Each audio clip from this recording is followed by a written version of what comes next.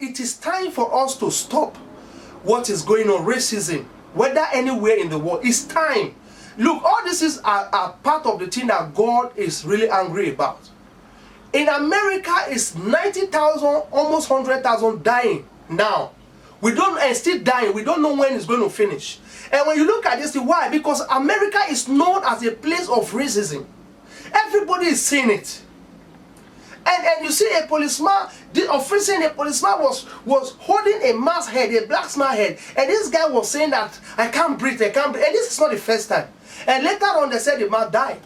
So, and this is going too far. And I believe that God is not happy with this kind of issue. I'm so sure. Because, let me tell you something. When God begins to set his eyes upon us, when God begins to, and this is where you see plagues.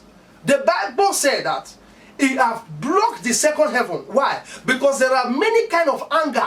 Angels that is angry, that decided, they say no. Any angel that is angry against man, God always throw them there, because it's like the angel have rights to move everywhere. But you see, because God loves us so much, and when they are wicked against us, God don't like it. He put them and lock them in the second heaven.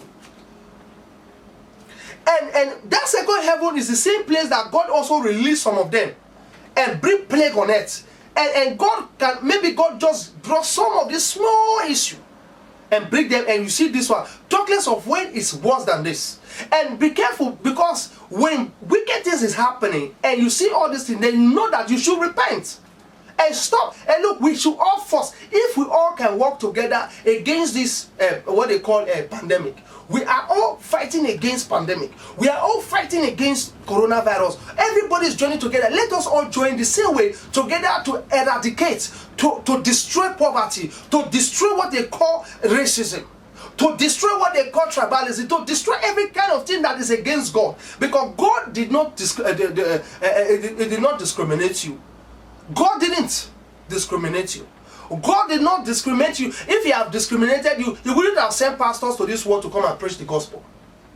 So all these things are something that we have to look. Now everybody in the world, we should all come out in numbers and say enough is enough for this racism. Enough is enough. Go to South Africa, it is happening. It's like they are killing. Go to China, and now I also see Africa. You are also doing the same thing. And what we are praying for, and you see that Africa, there are Indian people in your country, in African country, and you are trying to block their stores. You are driving them out. You say they should go back to India, and you are also telling the Chinese people, go back to Chinese. This Chinese, you go to Chinese say go back to Africa, and then they lock your companies, they lock your business, and they are against you, tribalists and also racism. Too much. And God see all these things and say, no, this is not what I want.